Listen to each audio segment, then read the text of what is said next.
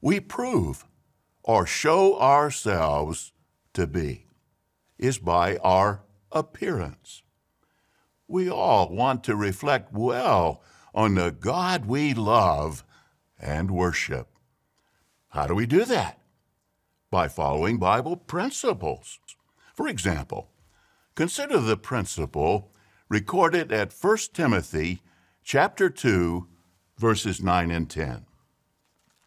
Likewise, the women should adorn themselves in appropriate dress, with modesty and soundness of mind, not with styles of hair braiding and gold or pearls or very expensive clothing, but in a way that is proper for women professing devotion to God, namely through good works. Although that counsel is directed to Christian women, the principle applies equally to men and women. Should we wear a uniform?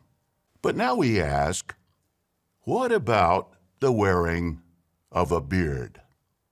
Is that an appropriate choice for a brother to make? To help us answer that question, let's watch the following video, which reviews the history of beards among Jehovah's people. In patriarchal times, it was customary for men to wear beards. This practice continued among the Israelites. An Israelite man would shave only when he was humiliated or grieving. For example, when the king of Ammon humiliated David's servants by shaving their beards, David protected their dignity by telling them, "Stay in Jericho until your beards grow back, and then return." Centuries later, the prophet Ezekiel shaved his beard and his head to symbolize the great distress and grief that would soon afflict Jerusalem. What about Jesus? Did he too, as an Israelite, wear a beard? For some years, based on the conclusions of certain archaeologists, our publications most often portrayed Jesus as clean-shaven. But in 1968, the Watchtower considered more reliable evidence from both historical sources and the Scriptures. None of the four Gospels indicate that Jesus' appearance stood out as different. He did what was customary among Jewish men at that time. He wore a beard. Our videos and artwork in our publications ever since have consistently portrayed Jesus with a well-groomed beard. By the time the Christian congregation was established, the Romans had adopted the practice of shaving.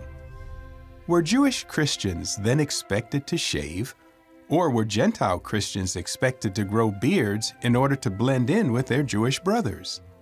Evidently not. Since the Scriptures neither command true worshipers to grow a beard, nor command them to shave, this was a matter of personal decision. In the late 19th and early 20th centuries, beards were common even among the Bible students, as seen in these photos of Pilgrim brothers who traveled for the organization. Brother Russell, too, wore a beard. One newspaper editor called him a well-groomed minister. He said, "It had never occurred to me he was any different from thousands of other preachers. His soft, white flowing beard is the beard of a patriarch, a father. It gives you confidence." Soon after World War I, shaving enjoyed a resurgence in popularity. In 1919, when this photo of the Pilgrims was taken, most did not have a beard. Therefore, although our publications said little about the subject at the time, very few brothers grew beards. Starting in the 1960s, in many lands, beards became associated with those who were rebelling against established authority. Where that was the case, most men, both witnesses and non-witnesses, chose to shave. Because of the negative connotations associated with wearing a beard, most brothers who wore a beard did not serve as ministerial servants, elders, or in other appointed positions. With the passing of time, in some lands, beards became more common and were not associated with rebellion. In those places, some brothers with beards were appointed as ministerial servants and elders. In recent times, the wearing of a beard has become common in many more lands. So, how should we view a brother who chooses to grow a beard today?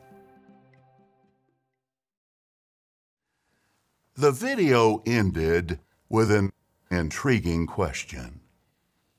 How should we view a brother who chooses to grow a beard today?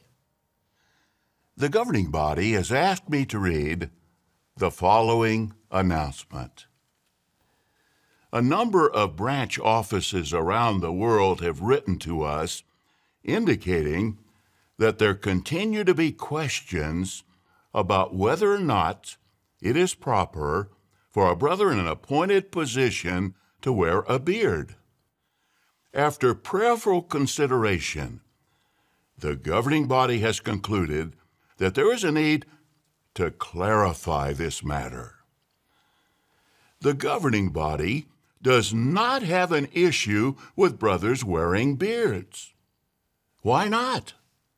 Because the Scriptures do not condemn the wearing of beards. Furthermore, as time has passed, we have noted that in many lands, it is acceptable for men who hold responsible positions in business and government to wear beards.